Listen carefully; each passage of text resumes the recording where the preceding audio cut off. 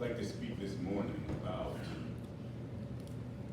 the church's place. The church's place. Be reading Acts chapter 8, the first 3 verses out of the New King James Version. Now Saul was consenting to his death. At that time, a great persecution, say persecution, arose against the church, say church, which was at Jerusalem. And they were all scattered throughout the regions of Judea and Samaria, except the apostles. And devout men carried Stephen to his burial and made great lamentations over him. As for Saul, he made havoc of the church, entering every house and dragging off men and women, committing them to prison. The story doesn't begin in the 8th chapter of Acts. If you get an opportunity, I encourage you to see this incredible historical perspective presented in sermonic form by what many refer to as the first Christian martyr of the church, Deacon Stephen, who willingly allowed himself to be stoned to death for telling the truth and standing up for followers of the way. Brothers and sisters, the church's place is what we want to talk about today. God calls and cares for his church despite her problems. If I were to act as though the church had no problems, I'd be standing here telling you a lie. If we were to act as though the church is perfect, that would simply be not true. And guess what the biggest problem in the church is?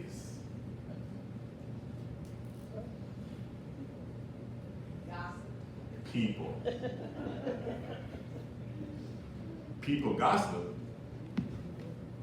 The biggest problem in the church is people. It's been said I could get along great with the church if it wasn't for the people. All of us could say that. All of us could argue that at some point in our lives we probably experienced some semblance of church hurt because somebody wasn't kind. Somebody stepped on our foot. Somebody let us down. Somebody did something incredibly offensive towards us.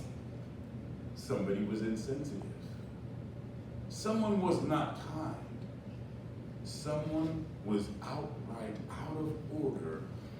Biggest problem in the church is people.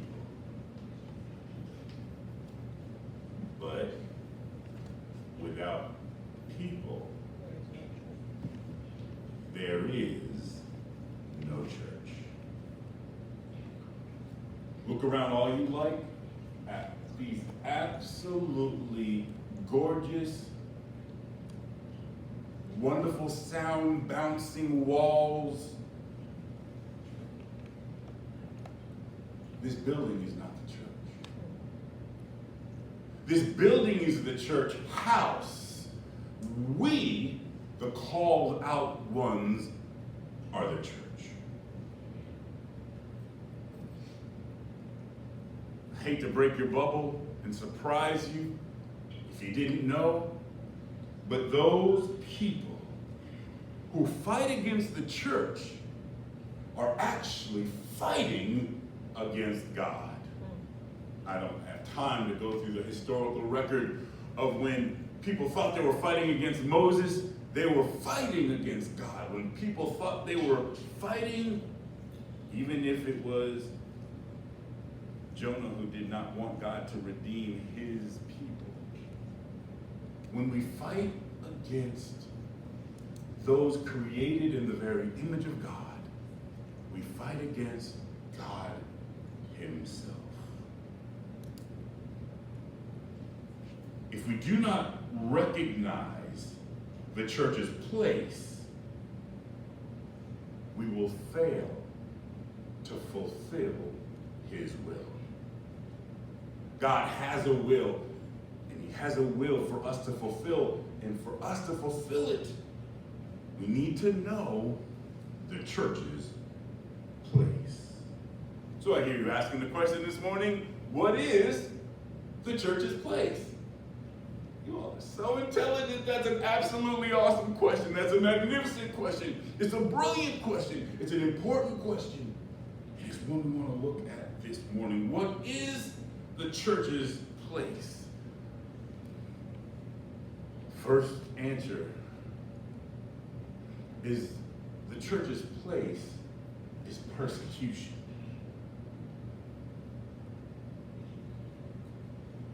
Persecution. The text says, now Saul was consenting to his death. At that time, a great persecution arose against the church. Now, the church was born and bred in persecution. If you think that Rome was an ally to the church, brothers and sisters, you're sadly mistaken. The government was not for the church. The government was not a leader in getting the church where she found herself. The church was born and bred in persecution, not an alliance with injustice or oppression. I think sometimes we think, because we have this idea of a level of comfort we'd like to have in the country in which we live, we often think that there's a symbiotic relationship between the world and the church, but the church was born amidst persecution. Romans chapter 8, verse 35 asks a rhetorical question.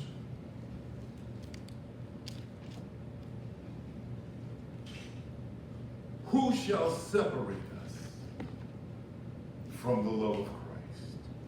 Shall tribulation or distress or persecution or famine or nakedness or peril or sword? Brothers and sisters, no matter how hard it may seem, no matter how rough it may get, no matter how difficult things end up, even amidst persecution, absolutely nothing, no one can separate us from the love of God. The good news is not necessarily what we're going through, but who is with us in the midst of the mess we find ourselves facing. Often I hear people saying, pray for this, pray for that, pray for the country, pray for the Middle East. And often what we're asking for is relief from persecution. But the church's place is right smack dab in the middle of persecution. It might seem as though when everything is well, when everything is sunny, when everything is warm, when everything is kind, when things seem loving and lovely, that's the place of the church. But the church was born in persecution. 2 Thessalonians chapter 1, verse 4.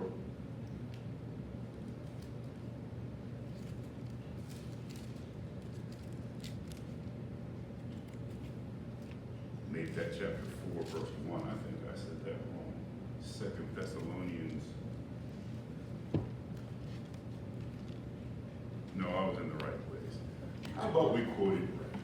2 Thessalonians chapter 1, verse 4. So that we ourselves boast of you among the churches of God for your patience and faith in all your persecutions and tribulations that you endure. Paul once again is writing to yet another church, encouraging them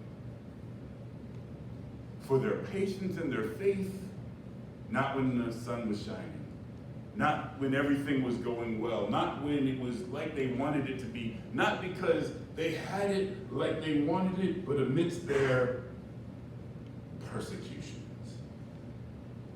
Not pleasantries, persecutions. I think we get it mixed up. We want the pleasantries and we want to avoid the persecutions, but the church was born out of persecution. I really wish I could just go all the way through this message and just talk to you with this deep stuff that I believe that you're grasping because you're brilliant and you're smart and you don't need illustrations, but I just, well, let me give this for somebody who just wants an illustration. I've shared this movie with you before, and I really like the original as opposed to the second or the third version. I like the original. And if I quote a song in it, you'll know exactly what movie I'm talking about. As usual, it's an animated movie. And if I said I like to move it, even if I don't sing the song, you know I'm talking about the movie. Bam, that's what I'm talking about. I love me some First Baptist Church children. Madagascar. And it's not even only because they say, all hail the New York Giants. No, they don't. It's in the movie. It's in there. If you don't believe me, watch it. It's in there. It's not even for that reason.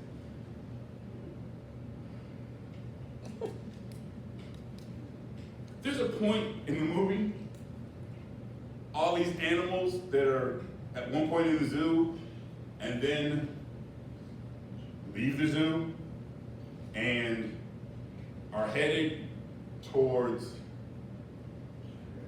Grand Central Station. From the zoo to Grand Central Station.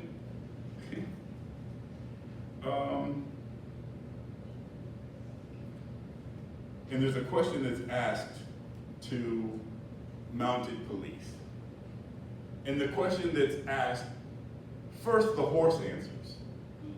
And when the question is asked, how do I get to Grand Central Station, the horse starts giving the answer. Well, what you want to do is you want to go straight down this street, you want to hang a right, and then, you'll, hey, whoa. Make sure that you stop. Don't just cross the street. I need you to wait and stop. The horse is giving instructions. The horse is so kind. The horse is so helpful. And then the human on top of the horse is on his walkie-talkie. Sorry, walkie-talkie. How are you doing walkie-talkie? That's not a walkie-talkie. No. He's on the walkie-talkie. And he's like, there's a zebra out here. Can I shoot him? It's a animated movie. And one of the reasons why I like animated movies that are well done is that there's humor on multiple levels. And the humor on the level is just like, just funny, slapstick comedy, shoot the zebra. But on a deeper level, we're talking about the New York City Police Department and whether they should shoot people. It's kind of deep and it's tragic, but in the end, we're talking about persecution. And what I want you to see and understand, thankfully, he was told he could not shoot the zebra. But not only was the church born out of persecution, but it's something that we face and go through on a daily basis when things aren't necessarily going our way. We may have just wanted to ask for directions, and somebody has ill intent towards us. I can go even deeper with it.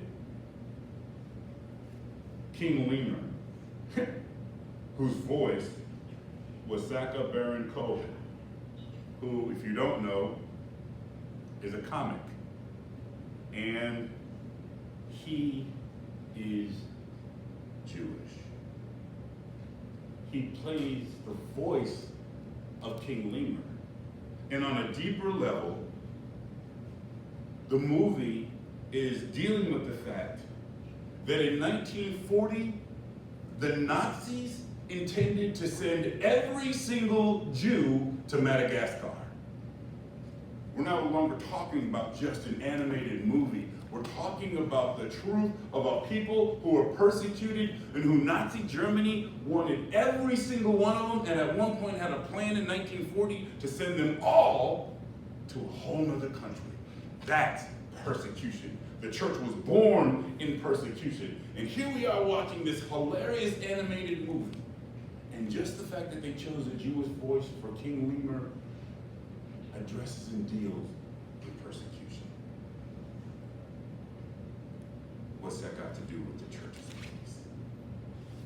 Persecution is where the church belongs. You do realize it was Martin Luther in the Protestant Reformation where 95 theses were placed to fight against paid indulgences in the Catholic Church. The Catholic Church was doing what became powerful and popular, and Martin Luther had had enough. And so, persecution is dealing with that which is not comfortable.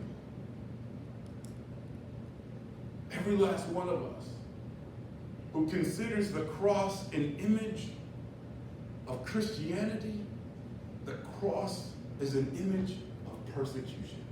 And we are to take up our cross, not sometimes, not every time we feel like it, but daily.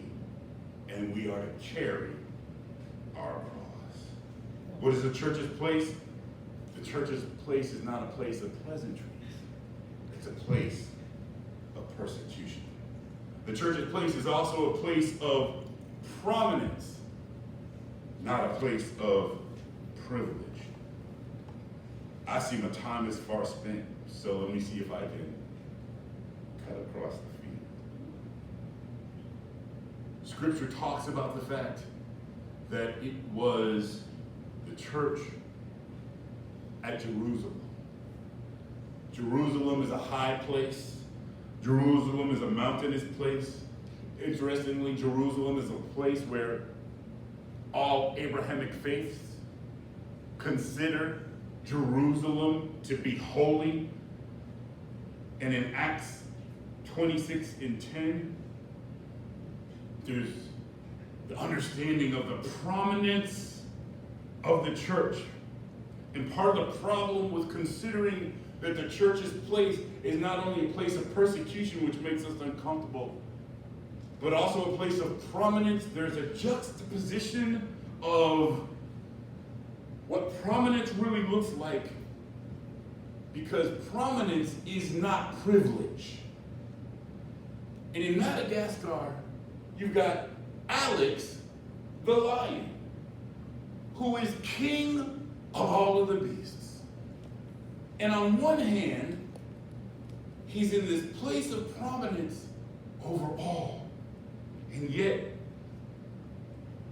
he doesn't even realize his privilege until they find themselves out in the wilderness, the wild. Yes, you can go there. Alex enjoyed when they brought him steaks. Alex enjoyed everybody looking up to him. Alex didn't realize why he was in a place of prominence. And often, as the church, we don't realize that we are set upon a hill. And we're to be salt and light, not to bury who God has called for us to be. Not to just go along with society to get along, but we're called to be in a place that God has led us to that is not the same as the place of the world. We don't get to just act any way we want, because that would be privilege. We have responsibility to be who God has called for us to be. That's prominence. The church's place is persecution. The church's place is prominence, but not privilege. The church does not belong to the United States of America, but the church belongs in the United States of America and everywhere in the world. Persecution, that's the church's place. Prominence, that's the church's place. And perseverance. That is the church's place. In the text, the church was scattered. And Acts 8 and 4 talks about how the scattering of the church allowed the gospel to be preached all over the world. Perseverance is not giving up. It's not giving in, even when it seems like the persecution has been too hard. We are to persevere amidst all that we face. It was so interesting when they left the zoo and when they found themselves in the wild. And the king lemur and all the lemurs were hiding in the background trying to figure out who these animals were. The question was, are they savages? And so King Lemur came up with this absolutely brilliant idea and took the weakest, most feeble, the most childlike lemur, kicked him out in front of the possible savages, and then watched the interactions. That little baby lemur started crying with big eyes, started being scared. Glory the hippopotamus picked him up, talked about, oh, you're just so cute, I just want to hug you and care for you. And then they determined they're not savages. Let's go interact with the pansies.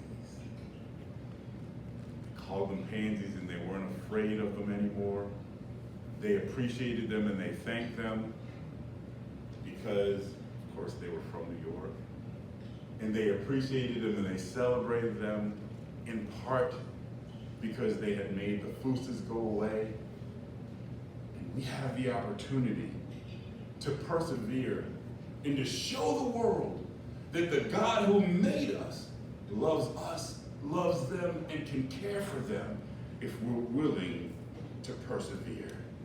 The church has a place of persecution. The church has a place of prominence, and the church has a place of perseverance. You may have thought that I'm anti-American, anti-United States. No, I'm not. I just recognize the prominence of the church and the place that she has to serve. I'm thankful for the fact that we don't serve a national religion, so we don't have to bow or bend the knee to whatever the country says to, but we can serve Christ, who is preeminent. We can serve him, we can salute him, and we can celebrate him. I can even say, as tomorrow approaches, Happy Veterans Day, and not be bowing myself to the country, but celebrating in the country that allows me to have religious freedom to be able to serve Jesus Christ and him crucified.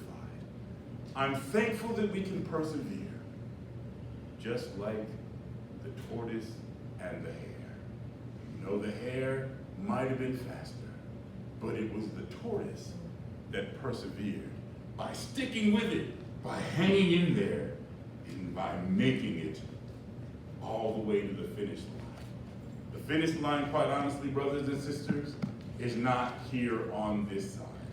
We get to look forward to the New Jerusalem, a place without a spot or a wrinkle. And I look forward to the church not trying to be popular with people, but lovingly serving God and humanity. My hope is built on nothing less than Jesus' blood and righteousness. I dare not trust the sweetest frame, but wholly lean on Jesus' name, on Christ, the solid rock I stand. All of the ground is sinking sand. The church's place is a place of persecution. The church's place is a place of prominence.